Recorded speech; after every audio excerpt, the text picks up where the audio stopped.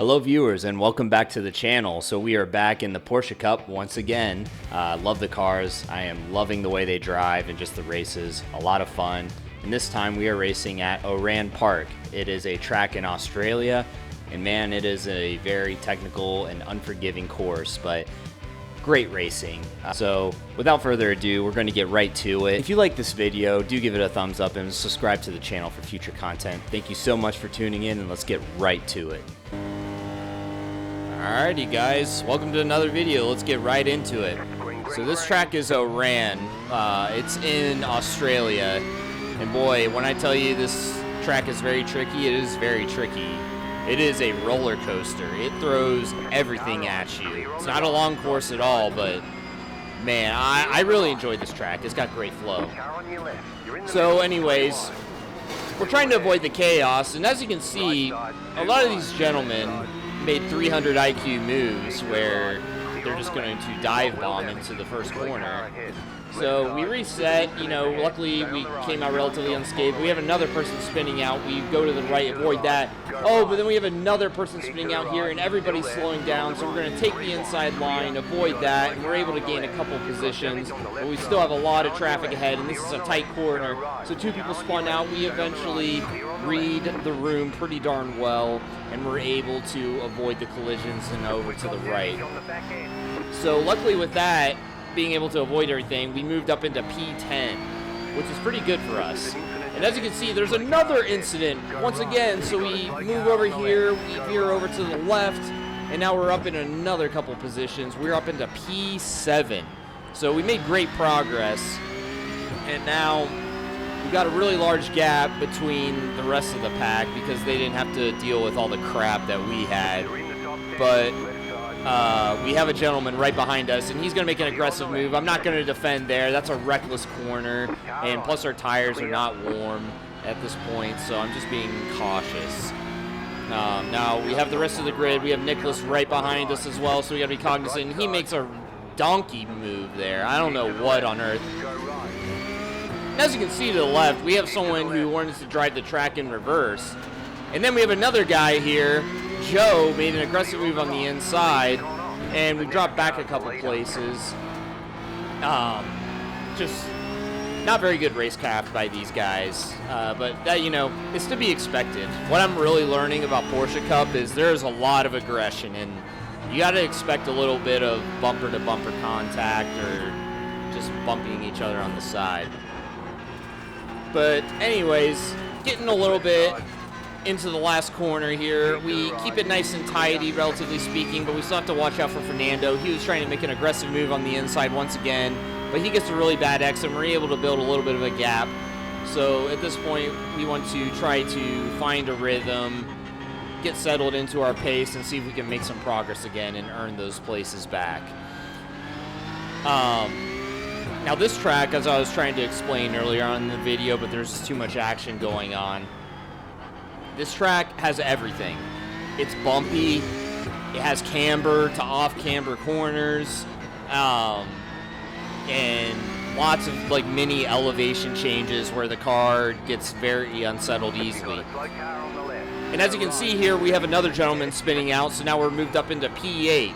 So now I just want to be able to maintain the gap here and stay within the slipstream of Joe here. Now there's not really long straightaways on this course other than the where the starting grid is. So slipstream is not really going to be a factor on this track. It's just all about technique and how good of a driver you are. But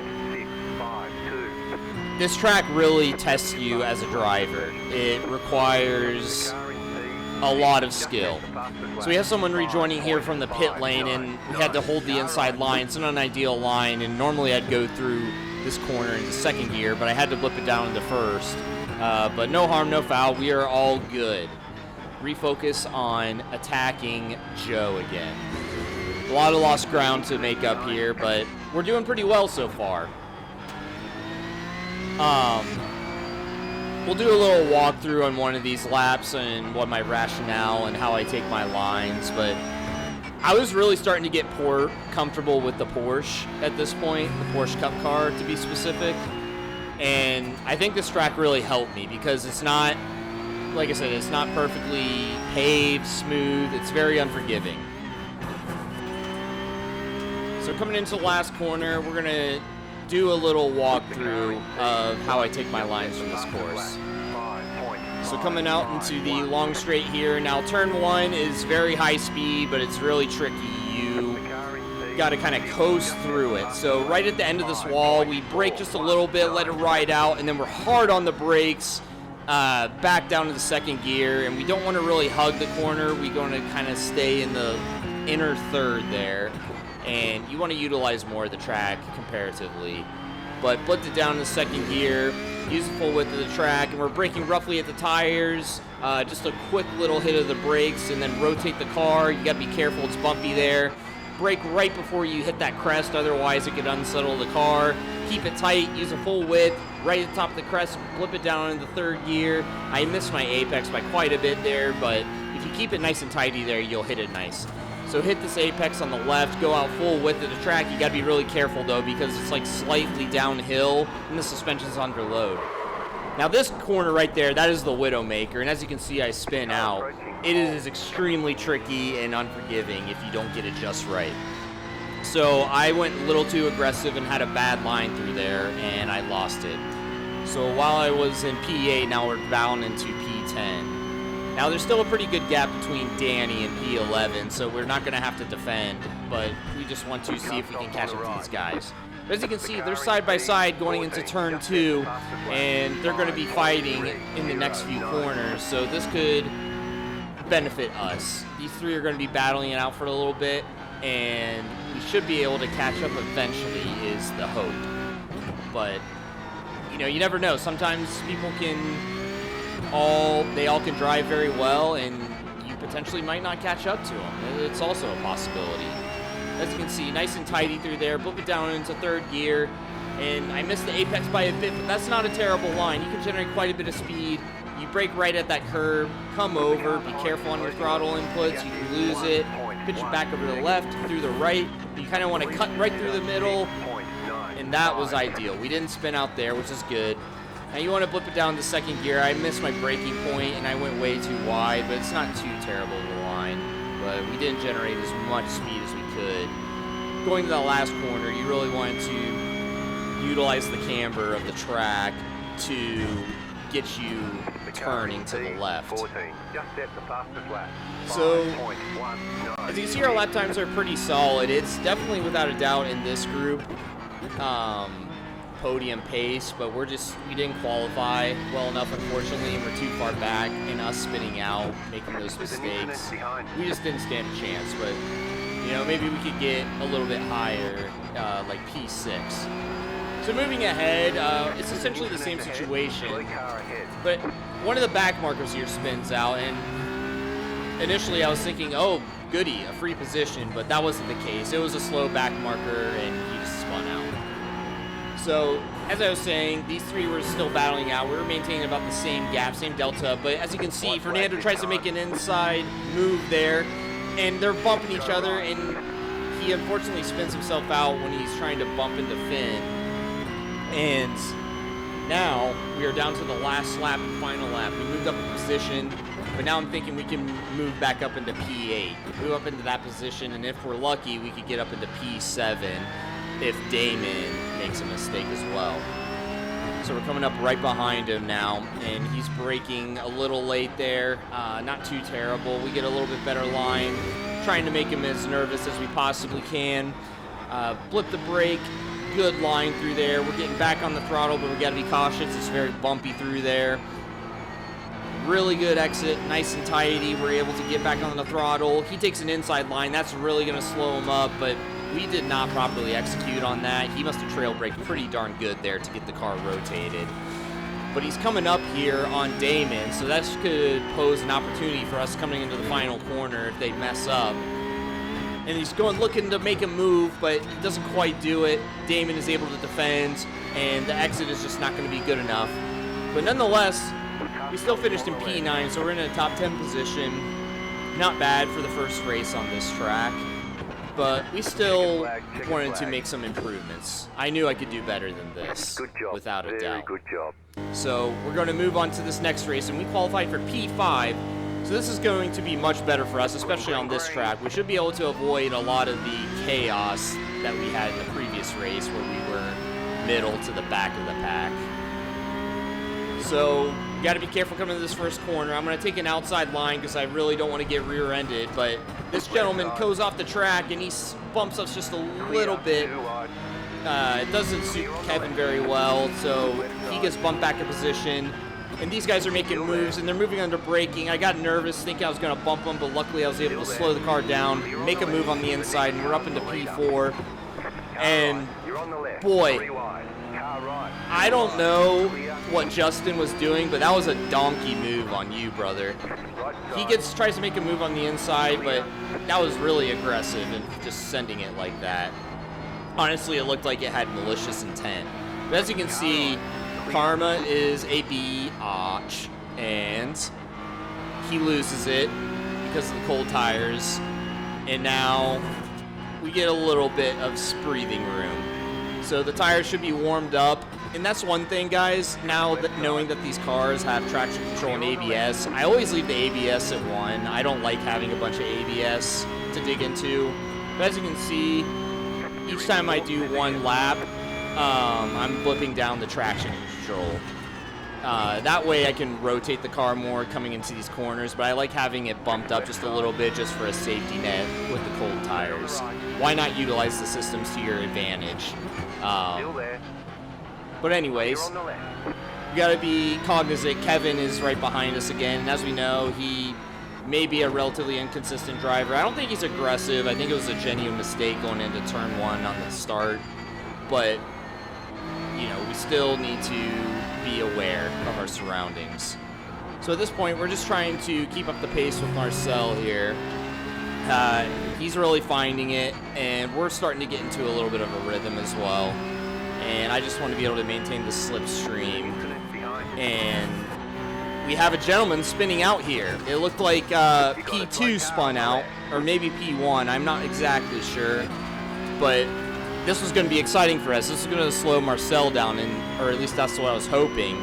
And our tires are going to be more warmed up, so I blipped down the traction control to 1, the bare minimum, before you turn it off completely.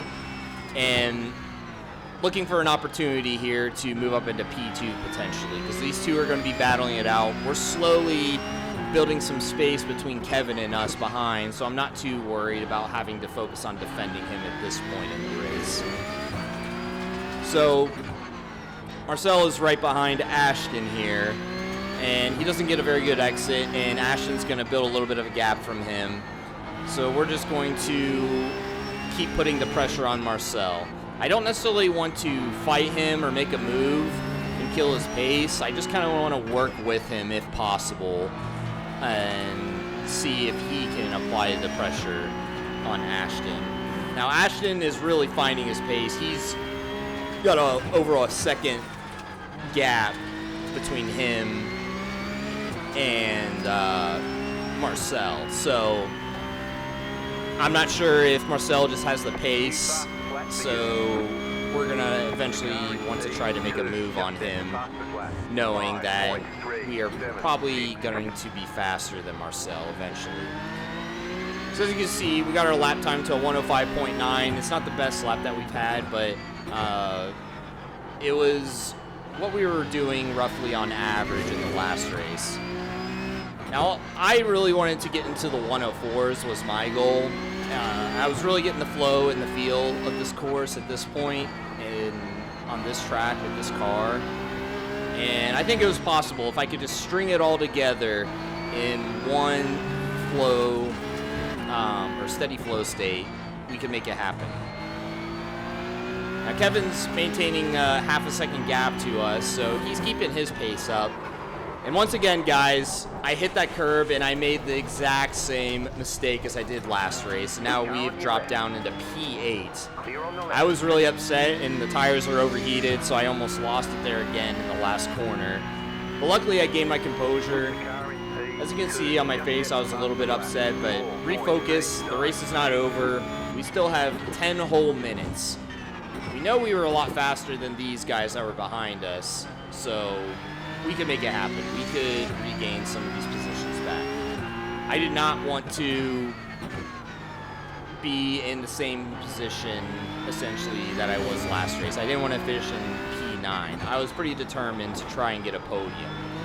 So it's without a doubt in the realm of possibility. So Alex is the next benchmarker here ahead of us, and he is basically a half a second ahead of us, and the other people up ahead of us, they're in a battle, so they're not going to be having optimal pace, so we should be easily able to catch them as long as we're able to remain consistent. So we're not going to make that same mistake again coming into second to last corners. We hit that pretty well where we cut straight through it, and now we are within the slipstream. We're going to benefit from getting a little bit of speed here. So we set a slightly better lap time in this session. I mean, it's essentially the same lap, but now we are right on Alex's tail, so we're going to put some pressure on the inside. He's going to kind of block us, utilizing all the track and put himself in the middle. Good job defending. I'm not going to try to run into him here. I'm going to make a move on the inside as he does leave the space, and we're able to get it done. We pass him. I had a brief moment thinking there I was going to back out, but I just decided to say, screw it, let's get it done. So we're back up into P7, and Alex has lost a little bit of pace, without a doubt there.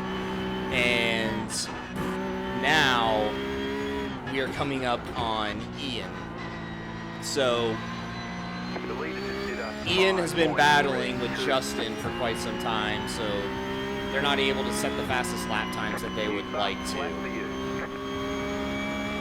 Now we set a slightly better lap time there, about a 10th faster, so we're slowly making progress and getting more comfortable with this car.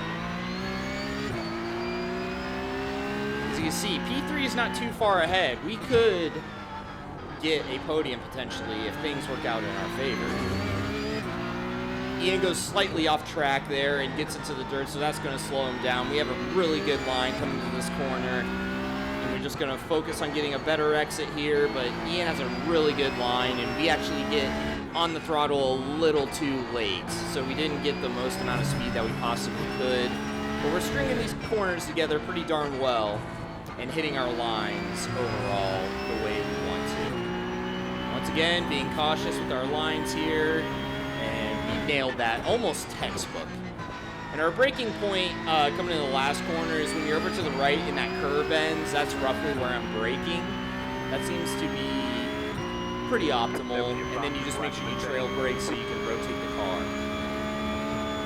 So that group, they had some pretty exceptional pace there, and they were able to get a little bit of a gap on us. That was a really bad corner. We braked a little too late on our part.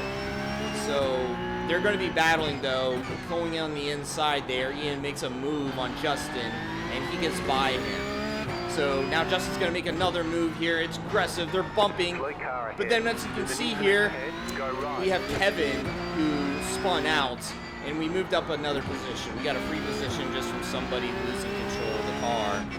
But these two were battling it out still, and that's slowing them down ultimately. So without a doubt, there's an opportunity to get into P4 at this point. So we got the gap. We're going to be able to stay within the slipstream coming into the straight here. And one of them, we're going to hope, is making some aggressive moves where we can capitalize on those opportunities. I gotta say, guys, I am really digging this course, this track. It just provides a lot of action. It's not very wide. You have to be very precise when you make moves, and like I said, it's unforgiving, it's bumpy, it throws a lot at you, so a lot of mistakes are made by other drivers, and there's just never really a moment where you can just relax. So Ian is a little bit off his pace, and we're pretty close to him now. We're basically half a second, but he's finding some pace through these corners, and again, we are a little bit late on getting on the throttle here, but we're going to have a pretty good line here, and we're still going to maintain that gap. We're only 3/4 of a second behind him, getting a good exit, careful with our throttle. And as you can see, P2 and P3, it looked like they had slowed down and they got off their pace, or maybe they got in a little incident. So things are going to get really interesting here towards the end of this race, where we only have, you know, basically 5 laps left. Or I shouldn't say 5 laps, but 4 laps left in this race. So as you can see, we have an actual back marker here. So this isn't somebody who is in the running, but he slows us down, unfortunately. And I'm hoping he lets us by here, which he does, thank God. But Ian is going to grow his gap, where he's almost 1.5 seconds ahead of us at this point. So that really hurt our chances of moving up into P4 like we were early on in the race before we made our mistake. So I either got to find some crazy pace, or the racing gods need to be with me. Something's got to happen while these guys are battling, and I get a little bit lucky. So we're moving forward here a little bit. You know, we're basically 2 seconds away from Ian here, unfortunately. But one of them spins out, and the other gentleman goes off track. So this is an opportunity. I almost thread the needle, but I decided to back out. It was risky. It makes them nervous, and as you can see, they have contact with each other, and we're able to get back into P4, which was an absolute godsend for us. That was absolutely fantastic. Now, unfortunately, Ian has a big gap because we have to slow down, but we still made progress, and we're back into the position we originally were. So we still have Marcel behind us, so we have a pretty healthy gap, but he's definitely got some pace, and we got to make it happen. If we make a couple of errors, he'll be right there behind us, and he's less than half a second within us. We're going into the last lap here, and we got to maintain our consistency. Luckily, we don't have to really defend. He's too far back at this point in these next set of corners, so we aren't going to really have to slow down. So as long as we maintain some really good lines, we should be safe. So we gained just a tiny bit of a gap. We're up to like 3/4 of a second at this point, so we're helping ourselves out. We're really dialed in and locked in. We only got a couple sets of corners here left. And Ian's 3 seconds, so there's not a chance we're going to catch up to him unless he spins out on the last couple corners. But as you can see, we really nailed those corners. We're 0.8 of a second, 0.3 of a second, almost a full second at this point. And all we got to do is make sure we don't fumble this last corner. As you can see, Marcel really fell off at this pace there in Sector 3. And we got it done, ladies and gentlemen. We got P4. We could have had a podium, but one heck of a comeback, honestly. I'm pretty proud of that drive. That was a lot of fun, and I'm really enjoying Porsche Cup a lot. This is something I'm going to keep revisiting in the future. So there you have it, folks. We definitely are getting much more comfortable with the car and understanding the little nuances of braking, throttle, and steering inputs. We're really getting a hang of the track. Not a bad finish. You know, we were within the top 10, almost a podium in the last race, but the first race, getting P9. So pretty happy with that. But again, I look forward for the Porsche Cup to start getting into more popular track names or larger tracks where it's like 2.5, 3 miles to do 1 lap. So once again, thank you so much for tuning in. I hope you enjoyed this video. And once again, if you liked the video, please give it a thumbs up and subscribe to the channel for future content. Thank you so much for tuning in, and take care, and we'll see you next time. Cheers.